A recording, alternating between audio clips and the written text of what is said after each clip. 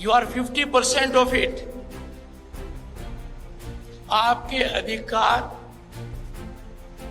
मिलने में कोई ज्यादा देरी नहीं है। जी हाँ, उपराष्ट्रपति जगदीप धनखड़ ने जयपुर में स्पष्ट कर दिया है कि जल्द ही महिलाओं का पेंडिंग आरक्षण जल्द ही मिल जाएगा।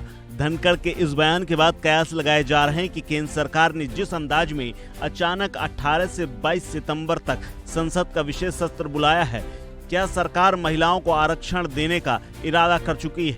आखिर इस विशेष सत्र के बुलाने का उद्देश्य क्या है? क्योंकि सरकार ने अभी तक कुछ नहीं बताया है, लेकिन चर्चाएं शुरू हो गई हैं और कयास लगाए जा रहे हैं कि संसद के विशेष सत्र में उद्देश्यों के तहत सरकार जल्द ही महिला आरक्षण विधेयक बिल पेश कर सकती है, जिसके तहत लोकसभा और राज्यसभाओं में और साथ ही विधानसभाओं में 33% सीटें आरक्षित करने का प्रस्ताव है। क्या कुछ कहा है उपराष्ट्रपति और क्या संकेत दिए हैं, देख लीजिए।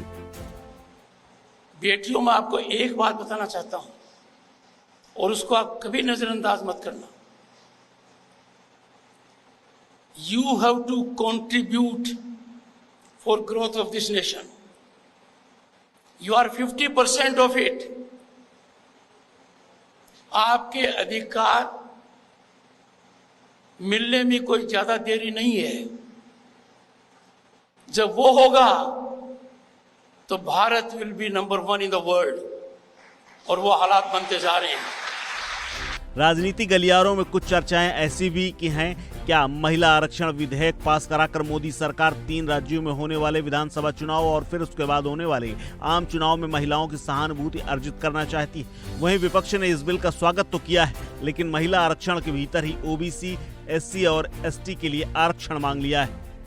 देखिए, विमेन रिजर्वेशन बिल को लेकर के ये एक बहुत लॉन्ग ड्यू है, लेकिन हमारी पार्टी का और हम जैसी कई अन्य पार्टियों का एक पक्ष है।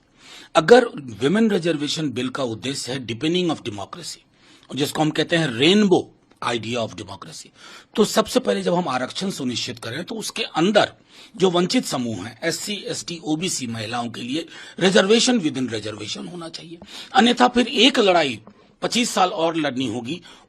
उस प्रक्रिया को मैं समझता हूं रोकते हुए प्रारंभ से ही हमें यह तय करना होगा कि हम रिजर्वेशन विद इन रिजर्वेशन के साथ विमेन रिजर्वेशन बिल इसी सत्र में लाएं और पास करें। See, we have a brilliant opportunity in front of the country today. There has been a special session of the parliament called for various reasons. There are many speculations on what is going to be put up in this special parliamentary session. But for me and for the half population of this nation, in fact for the whole of the nation, the issue of women representation in parliament and assembly is of utmost importance.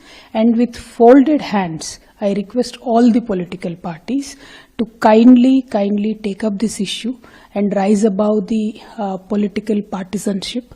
Take up this issue because this is one of the easiest bills to be passed.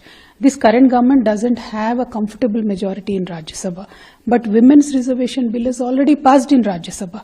So they just have to put it in the Lok Sabha and give the women's reservation bill. See, 3 minutes of BJP's time, 3 minutes of opposition parties' time can give 33% reservation to women today in this nation. So with folded hands, I request all the political parties kindly rise above the partisanship and immediately introduce the women reservation bill in this Lok Sabha and get it passed. Today today I believe the India group is meeting. So I request Honorable Shri Mallikarjun Kharge ji, Nitish Kumar ji and the top leadership of whoever is in that entire group that since you are anyway meeting to strategize on the upcoming special parliament session, kindly consider women's reservation bill as a top priority. Do not take it lightly. We cannot afford to take it lightly anymore because it is not anybody's personal issue. It is a issue of India's pride. It is the issue of India thriving and becoming a democracy in the world, and it should stand like a shining example. Tomorrow we are getting into a G20 summit which is happening in India. What will we tell them? Will we tell them that we gave them modern chula and made them sit in the kitchen? We can't say that, right? We have to bring our women into parliament. We have to bring women into assemblies, and a strong, serious effort has to be made by all political parties. So this is my humble request to all the political parties with folded hands, with BJP, Congress, everybody.